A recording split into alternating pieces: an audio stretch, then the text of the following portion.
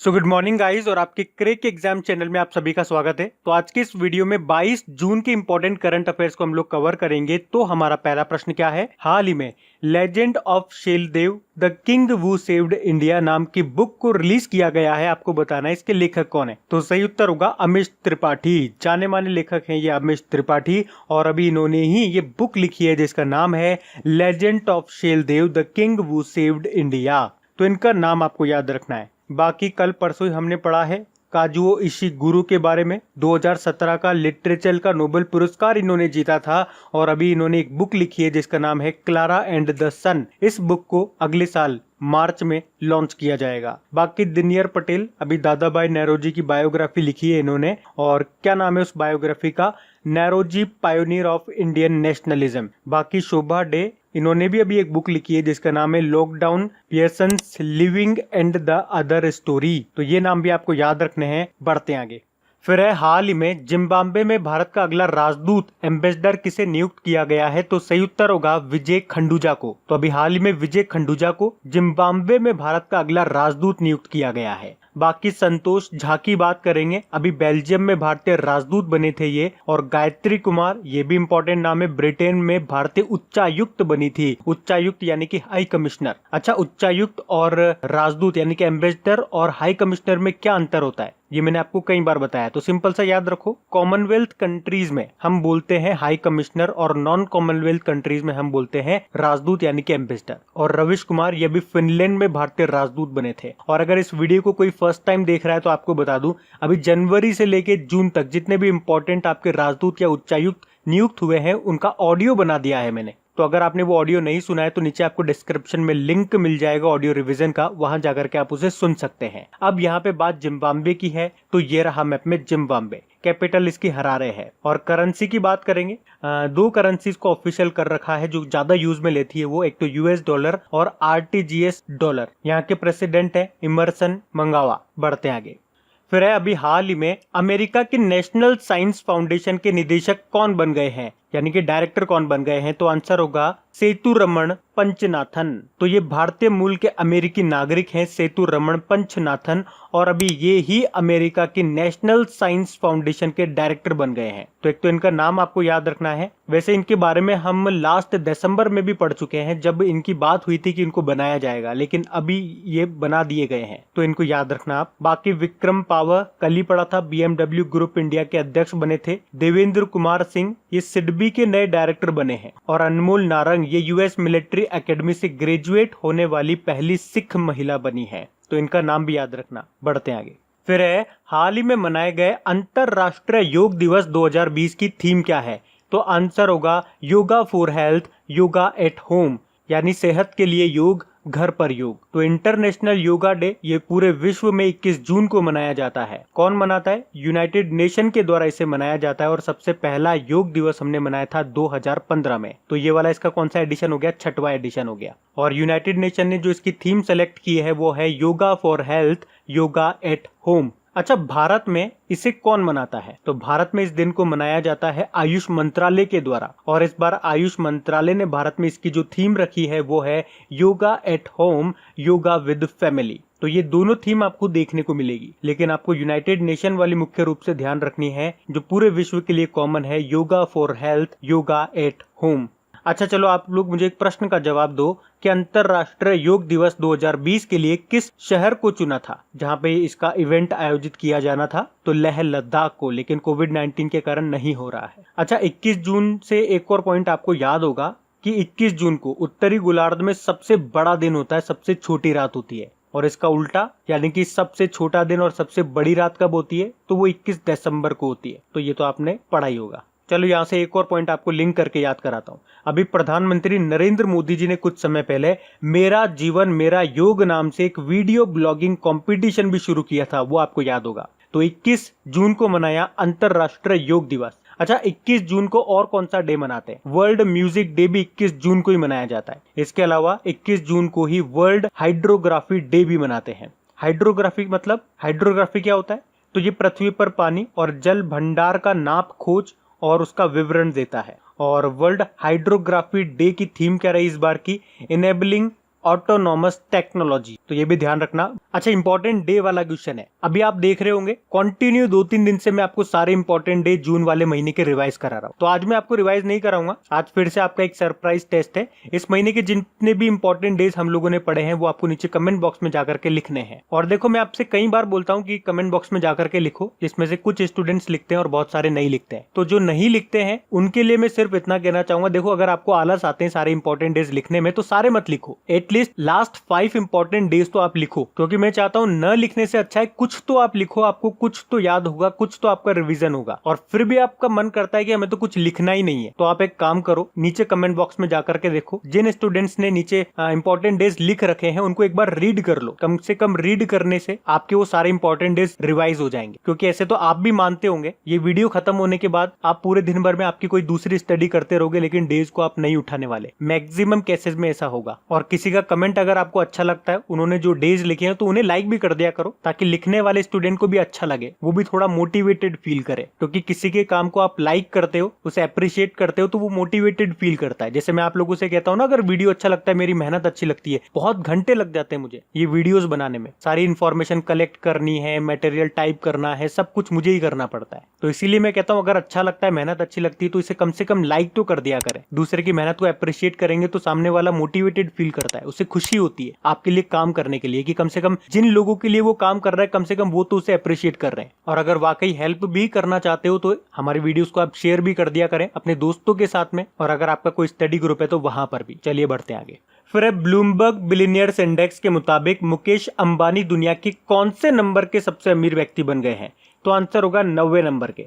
तो भारत के सबसे अमीर व्यक्ति हैं, आप जानते हो, मुकेश अंबानी जी, लेकिन अभी दुनिया के टॉप 10 सबसे अमीर व्यक्तियों में ये शामिल हो चुके हैं। टॉप 10 में तो शामिल हो गए, लेकिन कौन से नंबर पे हैं? तो दुनिया के 90 सबसे अमीर व्यक्ति बन गए हैं ये। और टॉप पे कौन है? टॉप पे हमेशा की तरह अमेजन के संस्थापक जेफ बेजोस हैं। तो रिलायंस इंडस्ट्रीज के मालिक हैं ये। अच्छा, रिलायंस इंडस्ट्रीज से कल परसों ही हमने एक प्रश्न पढ़ा था कि रिलायंस इंडस्ट्रीज ये 150 बिलियन डॉलर के मूल्य वाली पहली भारतीय कंपनी बन गई है, और इसने अभी अपने आप को कर्ज मुक्त भी घोषित कर दिया है। अच्छा, वैसे तो ये इंडेक्स ब्लूमबर्ग ने जारी किया है, लेकिन कई जगह आप पढ़ोगे फोर्ब्स के अकॉर्डिंग भी ये 90 नंबर पर ही है।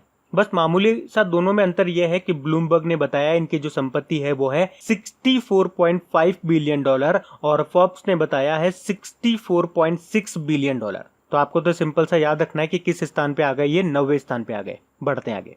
फिर हाल ही में तेलंगाना ने मौसम संबंधी जानकारी देने के लिए कौन सी एप्लीकेशन को लॉन्च किया है? तो आंसर होगा TS वेदर। तो अभी तेलंगाना सरकार ने TS वेदर नाम से एक एप्लीकेशन को लॉन्च किया है, जो लोगों को मौसम की स्थिति के बारे में जानकारी देगी, और ये स्पेशली किसानों के लिए है, ताकि किसान भाई मौसम की स्थिति के बारे में जानकारी पा सके और ये फैसला ले सके कि उनको कौन सी फसल करनी है, कौन सी फसल नहीं करनी है, मतलब फसल की वो प्लानिंग कर सके अच्छे से। अच्छा, शायद आपको याद हो तो अभी कुछ समय पहले मुंबई में भी ऐसे ही मौसम की जानकारी के लिए और बाढ़ की चेतावनी के लिए एक एप्लीकेशन लॉन्च की गई थी। क्या नाम था उसका, बता सकते हो क्या? iFlows नाम था उसका, IFLOWS, iFlows। और उसी तरह से बेंगलुरु में भी मौसम संबंधी जानकारी के लिए एक एप्लीकेशन लॉन्च की थी, और उसका नाम क्या था? उसका नाम था मेघदूत। तो वो भी आपको याद रखने हैं। अब बात यहाँ पे तेलंगाना की है, तो ये रहा मैप में तेलंगाना। कैपिटल इसकी क्या है? हैदराबाद है। और आंध्र प्रदेश से अलग होकर के तेलंगाना कब बना था? 2 जून 2014 को। इसके मुख्यमंत्री हैं के चंद्रशेखर राव और गवर्नर हैं तमिलिसाई सौंदरराजन। बाकी याद रखना, तेलंगाना ने 2020 को आर्टिफिशियल इंटेलिजेंस का वर्ष भी घोषित किया था। देखो, यहाँ से मैं आपको 2 इंपॉर्टेंट योजनाएं बताता हूँ। एक तो रायतू मित्र योजना यहाँ की है, एक रायतू बंधु योजना भी यहाँ की है, एक रायतू भरोसा योजना भी आपने सुना होगा, लेकिन वो यहाँ की नहीं है, वो आंध्र प्रदेश की है। तो रायतू तो तीनों में लग रहा है, तो आप थोड़ा सा ध्यान रखना इस बात का।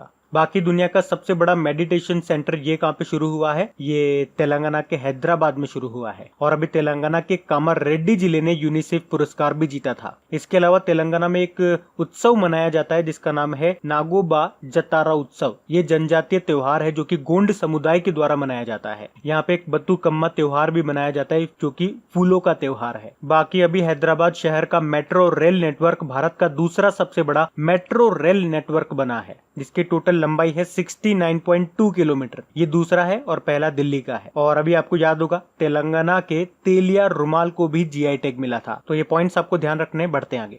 फिर है भारत की जलवायु संकट की स्थिति पर जारी राष्ट्रीय रिपोर्ट के अनुसार 1901 से लेकर 2018 के दौरान भारत का औसत तापमान एवरेज टेम्परेचर कितना बढ़ा है? तो आंसर होगा 0.7 डिग्री सेल्सियस। तो अभी भारत ने देश की पहली राष्ट्रीय रिपोर्ट जारी की है और इसमें यह बताया गया है कि 1901 से लेकर 2018 के दौरान भारत का एवरेज टेम्परेचर 0.7 डिग्री सेल्सियस बढ़ा है और इसका सबसे बड़ा कारण है ग्रीन हाउस गैसेस। अच्छा, इस रिपोर्ट में यह भी बताया गया है कि इस सदी के अंत तक यानी कि 2099 तक अगर सब कुछ सही रहा, मतलब हमने पॉल्यूशन पे कंट्रोल कर लिया, पेड़ वगैरह अच्छे से लगाए, ग्रीनरी का पूरा ध्यान रखा, तो केवल 2.7 डिग्री सेल्सियस ही टेम्परेचर में इंक्रीमेंट होगा, इतना तापमान बढ़ेगा। पर अगर इसका उल्टा हुआ, हमने ग्रीनरी पे ध्यान नहीं दिया, पॉल्यूशन बढ़ता रहा इसी तरीके से, तो जो एवरेज टेम्परेचर बढ़ेगा भारत का वो 4.4 डिग्री सेल्सियस तक बढ़ जाएगा, जो कि काफी खतरनाक होगा। बढ़ते आगे। फिर है हाल ही में जर्मनी ने जनता को कोरोना से बचाने के लिए कौन सा एप्लीकेशन लॉन्च किया है? तो आंसर होगा कोविड वॉर्न। तो जर्मनी ने कोरोना वायरस के चेन को तोड़ने के लिए एक मोबाइल एप्लीकेशन लॉन्च किया है और इस एप्लीकेशन का नाम क्या है? कोविड वॉर्न नाम है। तो ये एप्लीकेशन किसी व्यक्ति के कोरोना पॉजिटिव मरीज के नजदीक जाने पर या उसके नजदीक आने पर उसे चेतावनी दे देगा। तो इसके जरिए व्यक्ति को अपने आसपास कोरोना पॉजिटिव मरीज की जानकारी समय रहते मिल जाएगी। और इसी तरह से आपको याद होगा हमारे देश भारत में भी एक एप्लीकेशन लॉन्च किया गया था जिसका नाम क्या है? आरोग्य सेतु नाम है। बाकी ये जो है आपका सहयोग पोर्टल, इसको किसने लॉन्च किया था? सर्वे ऑफ इंडिया ने लॉन्च किया था कोविड-19 से संबंधित जानकारी कलेक्ट करने के लिए। और ये जो संयम नाम का मोबाइल एप्लीकेशन है, इसको पुणे की नगर निगम ने लॉन्च किया था क्वारंटाइन लोगों की निगरानी करने के लिए। बाकी चैंपियन पोर्टल को लॉन्च किया था एमएसएमई मंत्रालय ने। जर्मनी की यहाँ पे बात हुई है तो ये रहा मैप में जर्मनी। कैपिटल क्या है? बर्लिन है। अच्छा, ध्यान रखना, जर्मनी की कैपिटल बर्लिन है और बर्न किसकी कैपिटल है? बर्न है स्विट्जरलैंड की। तो बर्न और बर्लिन दोनों अलग अलग है और ध्यान रखना इनको। करेंसी तो यूरो होगी से, यूरोपियन कंट्री है। तो चांसलर इसकी है एंजेला मर्केल और प्रेसिडेंट है फ्रैंक वॉल्टर स्टेनमेयर। बढ़ते आगे। फिर हाल ही में defence institute of advance technology ने किस नाम से एक फेस मास्क बनाया है? तो आंसर होगा पवित्र पति। तो अभी defence institute of advance technology ने आयुर्वेद उत्पादों यानी कि आयुर्वेद के प्रोडक्ट्स के नैनो फाइबर पर बेस्ड एक बायोडिग्रेडेबल फेस मास्क बनाया है और इस मास्क को पवित्र पति नाम दिया गया है। मतलब ये जो मास्क है ये पूरी तरह से हर्बल है। इसमें नीम के तेल का, हल्दी, चंदन, केसर, काली मिर्च, इन सब चीजों का इस्तेमाल करके इसको बनाया गया है। और DIAT यानी कि defence institute of advance technology से आपको एक और पॉइंट याद कराता हूं। अभी कुछ समय पहले ही इन्होंने कोविड-19 का मुकाबला करने के लिए अनन्या नाम का स्प्रे भी बनाया था। याद होगा आपको, अनन्या नाम का स्प्रे। बाकी नवरक्षक की बात करेंगे तो ये अभी भारतीय नौसेना ने एक पीपी किट बनाया था नवरक्षक नाम से। और जर्मी क्लीन की बात करेंगे तो ये डिवाइस है जो कि DRDO ने बनाया था, जिससे क्या होगा, सुरक्षा कर्मियों की वर्दी को, उनकी जो ड्रेस होगी उनको क्लीन करने के लिए इसको बनाया गया था। बाकी defence institute of advance technology का हेडक्वार्टर है आपका पुणे में। बढ़ते आगे। फिर है हाल ही में किस देश ने सस्ती दरों पर कम आय वाले देशों को निमोनिया वैक्सीन की आपूर्ति करने के लिए यूनिसेफ के साथ समझौता किया है? तो आंसर होगा भारत के साथ। तो पुणे की जो सीरम इंस्टीट्यूट ऑफ इंडिया है उसने अगले 10 सालों तक कम आय वाले जो देश हैं उनको हर साल न्यूमोकोकल कंजुगेट वैक्सीन की 10 मिलियन खुराक देने के लिए समझौता किया है यूनिसेफ के साथ। कितनी खुराक? 10 मिलियन खुराक। अब यूनिसेफ के साथ समझौता हुआ है तो यूनिसेफ के बारे में जान लो। इसकी फुल फॉर्म क्या होती है? इसकी फुल फॉर्म याद रखो, यूनाइटेड नेशन चिल्ड्रंस फंड। इसका हेडक्वार्टर न्यूयॉर्क में है और हेड है हेनरिटा H. फोर्रे। तो कम से कम इतना आपको यूनिसेफ के बारे में याद रखना है। बढ़ते आगे। फिर हाल ही में हुंडई मोटर इंडिया ने अपने ग्राहकों को नई कार खरीदने में मदद करने के लिए किसके साथ समझौता किया है? तो आंसर होगा HDFC बैंक के साथ। तो इस समझौते के तहत कस्टमर्स घर बैठे कंपनी की कार खरीद सकते हैं। उन्हें कार लोन के लिए बैंक जाने की भी जरूरत नहीं है। अच्छा, ये हुंडई ये किस देश की कंपनी है? एक्चुअल में ये साउथ कोरिया की कंपनी है। और कल भी हम लोगों ने पढ़ा था, आपको याद होगा, मारुति ने भी करूर वैश्य बैंक के साथ मिलकर के फ्लेक्सिबल फाइनेंस स्कीम शुरू की थी ताकि लोग मारुति की कार खरीद सकें और क्या स्कीम थी उसमें कि जो भी मारुति कार आप खरीदने जाओगे उसकी जो भी ऑन रोड प्राइस होगी उतने का आपको लोन मिल सकेगा। बाकी बैंक ऑफ बड़ौदा के बारे में भी हमने पढ़ा था कि अभी इसने अपनी लोन प्रक्रिया, लोन प्रोसेस को पूरी तरह से डिजिटल बना लिया है। और आईसीआईसीआई बैंक के बारे में क्या पढ़ा था, अभी इसने इंस्टा फ्लेक्सी कैश नाम से ओवरड्राफ्ट सर्विस भी शुरू की है। बाकी एचडीएफसी बैंक की बात कर लेते हैं। स्थापना 1994 में हुई थी, मुंबई में हेडक्वार्टर है और इसके एमडी सीईओ हैं आदित्य पुरी। अभी इसने सेफ्टी ग्रिड अभियान भी शुरू किया था। उसी तरह से senior citizen care fixed deposit योजना भी शुरू की थी और एक सॉन्ग भी रिलीज किया था, #हम हार नहीं मानेंगे। और एचडीएफसी बैंक की टैगलाइन क्या है, we understand your world. Tagline भी आपको ध्यान रखनी है, कम से कम वो बैंक जो आपके न्यूज में है। बढ़ते हैं आगे। फिर हाल ही में फेसबुक ने किस स्वीडिश मैपिंग कंपनी का अधिग्रहण कर लिया है, तो आंसर होगा मैपिलेरी का। तो अभी फेसबुक ने मैपिलेरी कंपनी को खरीद लिया है। ये स्वीडन की कंपनी है। और इससे पहले आपको याद होगा फेसबुक ने गिफ्फी नाम की कंपनी को भी खरीदा था, वो अमेरिका की थी। और उससे पहले फेसबुक ने प्ले गीगा नाम की कंपनी को भी खरीदा था, जो कहाँ की थी, वो स्पेन की थी। और उससे पहले इसने बीट गेम नाम की कंपनी को भी खरीदा था, जो कि चेक गणराज्य की कंपनी थी। तो अभी रिसेंटली इसने ये कुछ चीजें खरीदी हैं। बाकी फेसबुक की बात कर लेते तो स्थापना 2004 में हुई थी। कैलिफोर्निया यूएस में इसका हेडक्वार्टर है और इसके फाउंडर और वर्तमान में सीईओ हैं मार्क जकरबर्ग। और रिलायंस जियो प्लेटफॉर्म में सबसे पहले इसी ने निवेश किया था और कितने % की हिस्सेदारी खरीदी थी, 9.99% की हिस्सेदारी खरीदी थी। तो अब बात करेंगे कल के वीडियो में पूछे गए प्रश्न के उत्तर की।